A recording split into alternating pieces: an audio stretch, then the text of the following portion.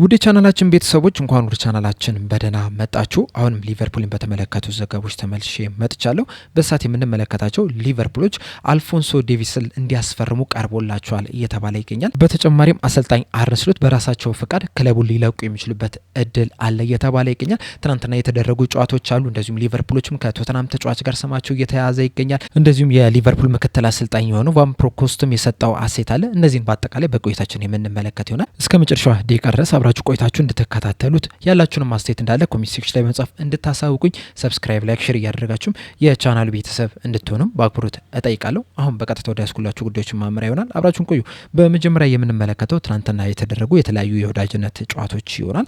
በመጀመሪያም ሌሊት 8 ሰዓት ከሩብ ላይ የተደረገውን ጨዋታ ስንመለከት አርጀንቲና ከሞሪታኒያ ጋር ያደረገችውን ጨዋታ 2-1 በሆነ ውጤት ማሸነፍ ችላለች። በዚህ ጨዋታ ላይም የሊቨርፑል ተጫዋች ሆኖ አሌክሲስ ማካሊስተር 76 ደቂቃዎችን መጫወት ሲችል በጨዋታው ላይም 7.3 ሬቲንግ የተሰጠው ተጫዋችም ሆኗል። ኔዘርላንድ ከኖርዌይ ጋር በተገናኘችበት ጨዋታ ደግሞ ኔዘርላንድ 2-1 በሆነ ውጤት ማሸነፍ ችላለች። በጨዋታው ላይም ቨርጅል ቫን ዳይክ ሙሉ 90 ደቂቃ መጫወት ሲችል 35ኛው ደቂቃ ላይም ኔዘርላንዶች አቻ መሆን የሚችሉበትንም ግብ ማስቆጠር ችሏል። በጨዋታው ላይም 7.9 ሬቲንግ የተሰጠውም ተጫዋችም ሆኗል። ግራቨንበርግ በበኩሉ 82 ደቂቃ ሲጫወት 7.2 ሬቲንግ ተሰጥቶታል። እንደዚሁም ኮዲ ጋክፖም በተመሳሳይ 82 ደቂቃዎችን መጫወት ሲችል በጨዋታው ላይም 7.6 ሬቲንግ የተሰጠው ተጫዋች ሆኗልና ጥሩ የሚባል ምሽትን ማሳለፍ ችሏል። ጀረሚ ፍሪምፖንግ ተቀያሪ ወንበር ላይ ቢቀመጥም ነገር ግን ወደ ጨዋታው ሳይገባ ቀርቷል። ፍሎሪን ቪርትስ ደምቆ ባመሸበት ምሽት ጀርመን ስዊዘርላንድን 4-3 በሆነ ውጤት ማሸነፍ ችላለች። በጨዋታው ላይም እንግዲህ ፍሎሪን ቪርትስ ሙሉ 90 ደቂቃ መጫወት ሲችል በፉትሞብም 9.7 ሬቲንግ የተሰጠው ተጫዋች ሆኗል። በጨዋታው ላይም ጀርመኖች ያስቆጠሩት 4 ግቦች ላይ በቀጥታ መሳተፍ የቻለ ተጫዋች ሆኗል። ሁለቱን ሲያስቆጥር ሁለቱን ደግሞ ለታና ለግናብሪ አሲስት ማድረግ የቻለ ተጫዋች ሆኗል። በተለይ ደግሞ 61ኛው ደቂቃ ላይ ያስቆጠራት ግብ በጣም የምታምር በጣም አስገራሚ የምትባል ግብ ነች የነበረችውና በአጠቃላይ በጨዋታው ላይ በጣም አስደናቂ የሚባል ምሽትን ማሳለፍ ችሏል። እንደውም አንዳንድ ሰዎችም 10 ከ10 ሬቲንግም የሰጡትም አሉና በጣም አስደናቂ ነው የነበረው። አሰልጣኝ አርነ ስሎትም ከኔግልስማን ብዙ መማር ያለባቸው ነገር ያለ ይመስለኛል። ምክንያቱም በትናንትናው ጨዋታ ላይ ኔግልስማን በጣም በጥሩ ሁኔታ ነው ተጫዋቹን የተጠቀሙና በዛም ምክንያትም በጨዋታው ላይ በጣም አስደናቂ ሆኖ ማምሸት ችሏል። እንደዚሁም ደግሞ ብቃቱም አሁንም ድረስ ከሱ ጋር እንዳለ በጨዋታው ላይ መመልከት ይችለናልና ሊቨርፑሎችም እንግዲህ ይህንን ምርጥ ብቃቱን እንዲያሳይ ከፍተኛ ጥረት ማድረግ የሚኖርባቸው ይሆናል። በመቀጠል የምንመለከተው የሊቨርፑል ምክትል አሰልጣኝ የሆነው ቫን ፕሮኮስት ከ1908.nl ጋር ያደረገውን ቆይታ ይሆናል። በዚህ ቆይታም በሰጠው በዚህ ሰዓት በሊቨርፑል ቤት በጣም አስደናቂ የሚባል ጊዜን እያሳለፍኩ ነው የምገኘው፣ ሊቨርፑልም በጣም አስገራሚ የሚባል ክለብም ነው የሚል አስተያየትን ሰጥቷል። በተጨማሪም እንግዲህ በቀጣይ በሊቨርፑል ቆይታው ዙሪያ በሰጠው አስተያየት በስራዬ በዚህ ሰዓት በጣም ደስተኛ ነኝ፣ ነገር ግን ደግሞ በቀጣይ ምን ሊፈጠር እንደሚችል ምንም የምናውቀው ነገር የለም። ፌኖርድ ለኔ ሁልጊዜም ለየት ያለ ክለብ ነው፣ በጣም የምወደው ክለብ ነው። ከፌኖርድ ጋርም በጣም ጥሩ የሚባል ግንኙነት አለኝ። እንደዛ ቢሆንም እንኳን ግን በዚህ ሰዓት በእንግሊዝ በጣም ደስተኛ ነኝ። እያንዳንዷን ደቂቃም በደስታ ነው እየሰራው የምገኘው። ነገር ግን በቀጣይ ምን ሊፈጠር እንደሚችል ምንም የምናውቀው ነገር የለም የሚል አስተያየቱን ሰጥቷል። እንደሚታወቀው አሰልጣኝ አርነ ስሎት በጣም ከባድ የሚባል ጫና ውስጥ ነው የሚገኙት። ምናልባትም በክረምቱም ከሊቨርፑል ስራቸው ሊባረሩ የሚችልበት እድል አለ የሚሉ የተለያዩ መረጃዎችን እየተመለከተ ነው የምንገኘውና አሰልጣኝ አርነ ስሎት ከስራቸው የሚሰናበቱ ከሆነ ደግሞ ቫን ፕሮኮስትም አብራቸው ሊሰናበት የሚችልበት እድል ከፍተኛ ነው። እናም አሰልጣኝ አርነ ስሎት የሚሰናበቱ ከሆነ ደግሞ ምክትል አሰልጣኛቸውም ቫን ፕሮኮስትም አብሯቸው ከስራ ሊሰናበት የሚችልበት እድል አለ ብዬ አስባለሁ። እና ምናልባትም በቀጣይ ዓመትም አሰልጣኝ አርነ ስሎትንም እንደዚሁም ደግሞ ምክትል አሰልጣኝ የሆነው ቫን ፕሮኮስትንም በሊቨርፑል ላንመለከታቸው እንችላለን። በመቀጠል የምንመለከተው ሊቨርፑሎች የቶተናም ተጫዋቾችን ለማስፈረም እያሰቡ ይገኛሉ እየተባለ ነው። እንደሚታወቀው ሊቨርፑሎች ከቶተናም ተከላካይ ከሆነው ከሚኪ ቫንደቪን ጋር ስማቸው በስፋት ሲያያዝ ነበረ። ነገር ግን አሁን ላይ እንደ ስፖርት ቢልድ ዘገባ ከሆነ ሊቨርፑሎች ሚኪ ቫንደቪንን ሳይሆን ሌላኛውን የመሀል ተከላካይ የሆነውን የ19 ዓመቱን ሉካ ቫስኮቪችን ለማስፈረም እያሰቡ ይገኛሉ።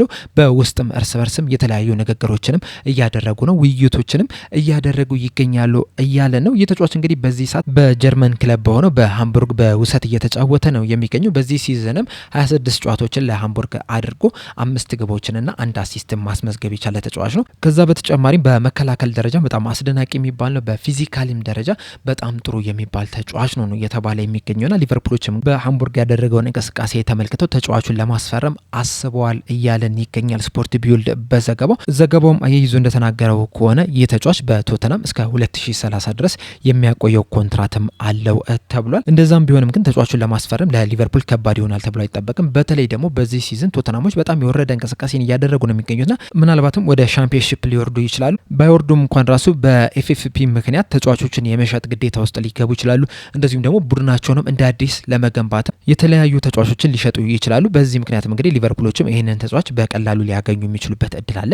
ዋናው ነገር ግን ሊቨርፑሎች ይህንን ተጫዋች ከቶተናም ያስፈርሙታል ወይስ አያስፈርሙትም የሚለው ሳይሆን ሲጀምር ይህ ተጫዋች ለሊቨርፑል ያስፈልጋል የሚለው ነው። ምክንያቱም እንደሚታወቀው ባለፈው የክረምት የዝውውር መስኮት ጆቫኒ ሊዮን ማስፈረም ችሏል። እንደዚሁም ደግሞ በጃንዋሪ የዝውውር መስኮት ጀረሚ ዣኬን ማስፈረም ችሏል። እነዚህ ደግሞ በዚህ ሰዓት ላይ በአውሮፓ ውስጥ ከሚገኙ በጣም ምርጥ የመሀል ተከላካይ ወጣት ተጫዋቾች መካከል ቅድሚያ ስፍራ ላይ የሚቀመጡ ናቸውና በቡድን ውስጥ ሁለት ምርጥ የሚባሉ ወጣት ተከላካይ ተጫዋቾች እያሉ ተጨማሪ ሶስተኛ ሌላ ወጣት ተጫዋች ማምጣት ለሊቨርፑል ያን ያህል ጥቅም አለው ብዬ አላስብም። ካመጡ እንኳን ራሱ ማምጣት ያለባቸው ልምድ ያላቸውን ተጫዋቾች ናቸው። ምክንያቱም እንግዲህ ኢብራሂማ ኮናቴ በሊቨርፑል ሊቆይም ላይቆይም ይችላል።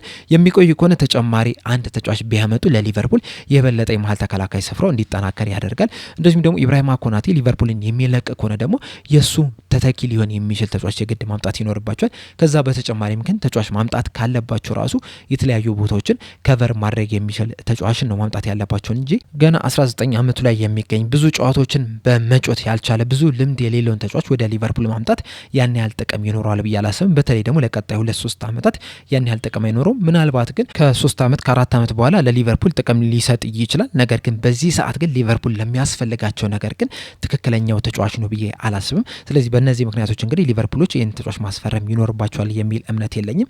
ከዛ በተጨማሪም ደግሞ በወጣት ቡድኑ ከ21 ዓመት በታች ቡድን ውስጥም ደግሞ በጣም ምርጥ የሚባሉ ወጣት ተጫዋቾችን ሊቨርፑሎች ማስፈረም ይችላል። ካስፈረሟቸው 3 ተጫዋቾች መካከል አንደኛው ገና በክረምት ነው ሊቨርፑልን የሚቀላቀል 18 ዓመት ሲሞላው፣ ሌሎቹ ግን ሁለቱ በዚህ ሰዓት በሊቨርፑል ቤት ውስጥ ነው የሚገኙትና እነዚህ ሁላ ተከላካዮች ባሉበት ሌላ ተከላካይ መጨመር ያን ያህል ጥቅም አለው ብዬ አላስብም። የእናንተን ሀሳብ ግን እዚሁ ኮሜንት ሴክሽን ላይ በመጻፍ አሳውቁኝ። በመቀጠል የምንመለከተው ቲምቶክ ይዞት የወጣውን ዘገባ ይሆናል።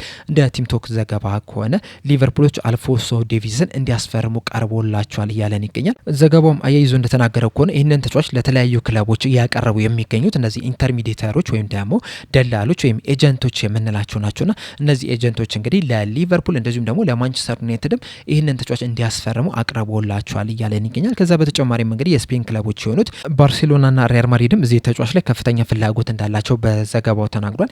አልፎንሶ ዴቪዝ እንግዲህ በአውሮፓ ውስጥ ከታዩ በጣም ምርጥ ከሚባሉ የግራ ክንፍ ተከላካይ መስመር ተጫዋቾች መካከል አንደኛ ስፍራ ላይ የሚቀመጥ ተጫዋች ነው። በተለይ ደግሞ ባየር ሙኒክን ከተቀላቀለ ጀምሮ 2018-19 ላይ ነበር ባየር ሙኒክን መቀላቀል የቻለው።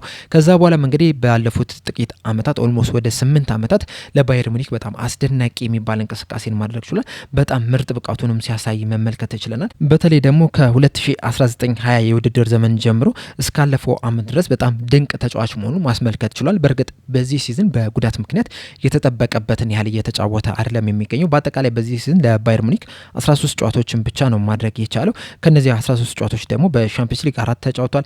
በዴፊፕ ፖካል 1 እንደዚሁም ደግሞ በቡንደስሊጋ 8 ጨዋታዎችን ብቻ ነው መጫወት የቻለው። በአጠቃላይም ደግሞ 256 ደቂቃዎችን ብቻ ነው ሜዳ ላይ መቆየት የቻለው እና የሚጠበቅበትን ያህል ማድረግ አልቻለም። እናም በጉዳት መቸገሩን ተከትሎ እንግዲህ እነዚህ ኢንተርሚዲየተሮች ይህንን ተጫዋች ለተለያዩ ክለቦች እንዲያስፈርሙ እያቀረቡላቸው ይገኛል። ከነዚህ መካከልም ደግሞ አንደኛው ሊቨርፑል ነው። እንደሚታወቀው እንግዲህ ይህ ተጫዋች በቅርቡ ነው ኮንትራቱን ማራዘም የቻለው። እንደዛም ቢሆንም ግን ክለቡን ሊለቅ የሚችልበት እድል አሁንም አለ እየተባለ ይገኛል። ይህ ተጫዋች እንግዲህ ገና 25 ዓመቱ ላይ ነው የሚገኘውና ከዚህ በኋላም እንግዲህ ብዙ ግልጋሎቶችን መስጠትም ይችላል እና ምናልባትም ለሊቨርፑልም ጥሩ ፌርማ ሊሆን የሚችልበትም እድል አለ። በተለይ ደግሞ ልክ የክረምቱ የዝውውር መስኮት ሲከፈት አንዲ ሮበርትሰን ከሊቨርፑል ይለቃል ተብሎ ነው የሚጠበቀው። እስካሁን ድረስ ኮንትራቱን ስለማራዘም ምንም አይነት ድርድሮች እየተካሄዱ አይደለም። ስለዚህ አንዲ ሮበርትሰን ልክ ሲለቅ የሱን ቦታ ሊተካ የሚችል ሌላ የግድ አንድ ተጫዋች ማምጣት መቻል አለባቸውና አልፎንሶ ዴቪስን ማስፈረም የሚችሉ ከሆነ ለሊቨርፑል ጥንካሬ በጣም ከፍተኛ ጥቅም ይሰጣል። በተለይ ደግሞ ተጫዋቹን ከዚህ ቀደምም በባየር ሙኒክ በተደጋጋሚ እንደተመለከት ነው በማጥቃትም በመከላከልም በጣም ጥሩ የሚባል ተጫዋች ነው። በተለይ ግን ወደፊት በሚሄድበት ሰዓት ለማጥቃት በሚንቀሳቀስበት ሰዓት ግን በጣም አስደናቂ ተጫዋች መሆኑን በተለያዩ አጋጣሚዎች በባየር ሙኒክ ማሊያ መመልከት ይችላልና ሊቨርፑሎች ይህንን ተጫዋች ማስፈረም የሚችሉ ከሆነ ለሊቨርፑል በጣም ተጨማሪ ጥቅም ይሰጣል። ነገር ግን በሁለት ምክንያቶች የዚህ ተጫዋች ዝውውር ላይሳካ የሚችልበት እድል አለ ብዬ አስባለሁ። የመጀመሪያው ምክንያት ባየር ሙኒኮች ተጫዋቹን መሸጥ ካልፈለጉ ነው። እንደሚታወቀው ባየር ሙኒኮች እንግዲህ በጣም ትልቅ የሚባሉ ክለቦች ናቸውና በቀላሉ ተጫዋቾችን የሚለቁ አይደለም። ምናልባት ካልፈለጉ ሊለቁት ይችላሉ። ነገር ግን ደግሞ እየፈለጉት ተጫዋቹ በቀላሉ ከባየር ሙኒክ ይወጣል ማለት በጣም ከባድ ነው። ለዛም ነው እንግዲህ ኦሊሴንም በዚህ ሰዓት አንለቅም እያሉ ነው የሚገኙትና ለሊቨርፑል በጣም አስቸጋሪ ይሆንባቸዋል እየተባለ የሚገኘው። ሌላኛው ምክንያት ደግሞ የተጫዋቹ ደሞዝ ነው። ምክንያቱም በባየር ሙኒክ ቤት በጣም ጥሩ ክፍያ ከሚከፈላቸው ተጫዋቾች መካከል አንደኛው አልፎንሶ ዴቪዝ ነውና ሊቨርፑሎች ይህን ተጫዋች የሚያስፈርሙት ከሆነ ደግሞ ከፍተኛ ደሞዝ መክፈል የሚፈልጉ አይመስለኝም። በተለይ ደግሞ ባለፈው የክረምቱ የዝውውር መስኮት ሚሎስ ኬርኬዝን በ40 ሚሊዮን ፓውንድ ነው ከበርንማውዝ ማስፈረም የቻሉትና ይህንን ያህል ክፍያ ከፍለውበት ያስፈረሙት ተጫዋች እያለ አልፎንሶ ዴቪዝን ከፍተኛ ደሞዝ ከፍለው ወደ ሊቨርፑል ያመጡታል ብዬ አላስብም። እናንተስ እዚህ ላይ ያላችሁ ሀሳብ ምንድን ነው? ሀሳባችሁ እንዳለ ኮሜንት ሴክሽን ላይ በመጻፍ አሳውቁኝ። በመጨረሻም የምንመለከተው ኢንዲካይሊ ይዞት የወጣን ዘገባ ይሆናል። እንደ ኢንዲካይሊ ዘገባ ከሆነ ምናልባትም አሰልጣኝ አርነ ስሎት በራሳቸው ፍቃድ ክለቡን ሊለቁ የሚችሉበት እድል አለ እያለን ይገኛል። የሚታወቀው አሰልጣኝ አርነ ስሎት በጣም ከባድ የሚባል ጫና ውስጥ ነው የሚገኙት። እንዲሁም አንዳንድ መረጃዎችም እንደተናገሩት ከሆነ በክረምቱም ራሱ አሰልጣኝ አርነ ስሎት ክለቡን ሊለቁ የሚችሉበት ከፍተኛ እድል አለ እየተባለ ይገኛል። በእርግጥ ዴቪድ ኦርሲን ይዞት በወጣው ዘገባ መሰረት አሁንም ድረስ የሊቨርፑል አመራሮች ከአሰልጣኝ አርነ ስሎት ጎን ናቸው የሚል መረጃን ይዞልን ወጥቷል። እንደዛም ቢሆንም ግን የመውጣት እድል አሁንም አላቸው። በተለይ ደግሞ ቀጣይ 2-3 ጨዋታዎችን የሚሸነፉ ከሆነ በኤፍኤ ካፕ ተሸነፉ የሚርቁ ከሆነ በሻምፒየንስ ሊግም የሚሸነፉ ከሆነና ወደ ቀጣይ ዙር የማያልፉ ከሆነ እንደዚሁም ደግሞ በፕሪሚየር ሊግም ተሸንፈው የሻምፒየንስ ሊግ ቦታን ይዘው የማያጠናቀቁ ከሆነ የአሰልጣኝ አርነ ስሎት የሊቨርፑል ቆይታ ያከትማል ተብሎ ነው የሚጠበቀው። ነገር ግን ደግሞ እንደ ኢንዲካሊ ዘገባም ከሆነ ደግሞ ምናልባትም አሰልጣኝ አርነ ስሎት በራሳቸው ፍቃድ ክለቡን ሊለቁ የሚችሉበት እድል አለ እያለን ይገኛል። አያይዞም እንደዘገበው ከሆነ አሰልጣኝ አርነ ስሎት አዲስ ኮንትራት እንዲሰጣቸው ይፈልጋሉ። ሊቨርፑሎች ደግሞ ይህንን አዲስ ኮንትራት የሚሰጧቸው ከሆነ የሆነ አንቀጽ አስገብተው ነው የሚሰጧቸው እንጂ በቀላሉ ዝም ብለው ይሰጧቸዋል ተብሎ አይጠበቅም። በተለይ ደግሞ በቀጣይ ዓመትም እንደዚህ አይነት የወረደ አቋምን የሚያሳዩ ከሆነ በቀላሉ አሰልጣኙን ሊያባረሩ የሚችሉበትን አንቀጽ ካላስገቡ በስተቀር በቀላሉ ዝም ብለው ኮንትራት ይሰጧቸዋል ተብሎ አይጠበቅም። ይህንን የሚያስገቡ ከሆነ ደግሞ አሰልጣኝ አርነ ስሎት ላይፈልጉት ይችላሉ አዲሱን ኮንትራት። በዛም ምክንያትም ክለቡን በራሳቸው ፍቃድ ሊለቁ የሚችሉበት እድል ሊኖር ይችላል የሚል ዘገባን ይዞልን ወጥቷል። እዚህ ላይ እንግዲህ አንድ ትልቅ ነገር ማንሳት ያለብን ነገር ቢኖር ምንድን ነው፣ በመጀመሪያ ደረጃስ ሊቨርፑሎች ለአሰልጣኙ አዲስ ኮንትራትን መስጠት ይፈልጋሉ የሚለው ነገር ነው። ምክንያቱም በዚህ ሲዝን እንደተመለከትነው ከሆነ ሊቨርፑል በጣም አስጠሊታ የሚባል አጮትን ነው እየተጫወተ የሚገኘው። ጨዋታዎችን ማሸነፍ እየከበደው ነው የሚገኘው። አይደንቲቲውንም አጥቶ ነው እየተመለከተን የምንገኘው። ደጋፊውም አሰልጣኙ ላይ ጨዋታ እስከሚያሰማ ድረስ ነው እንግዲህ በጣም መጥፎ የሚባል ጊዜን እያሳለፉ የሚገኙትና በዚህ ሁላ አልፈው እንግዲህ ለአሰልጣኝ አርነ ስሎት አዲስ ኮንትራትን ይሰጣሉ ብዬ አላስብም። ሞር እንደውም ከአዲስ ኮንትራት በበለጠ ከስራቸው ሊሰናበቱ የሚችሉበት እድል አለ ብዬ ነው የማስበውና አሰልጣኝ አርነ ስሎት አዲስ ኮንትራትን ይፈልጋሉ የሚለው ነገር ያን ያህል የሚያሳምን አይመስለኝም። በእርግጥ ሊፈልጉ ይችላሉ፣ ነገር ግን ደግሞ ሊቨርፑሎች ይህንን አዲስ ኮንትራት ይሰጧቸዋል ብዬ አላሰብም። የእናንተን ሀሳብ እንዳለ ኮሜንት ሴክሽን ላይ በመጻፍ አሳውቁኝ። ለአሁን ግን እኔ እዚህ ላይ አበቃው። እስከ መጨረሻ ደቂቃ ድረስ ስለተከታተላችሁኝ ከልብ አመሰግናለሁ። በቀጣይ በሌላ እስከምንገናኝ ድረስ ሰብስክራይብ፣ ላይክ፣ ሼር ማድረግ እንዳትረሱ። ቻው፣ ያቆየን።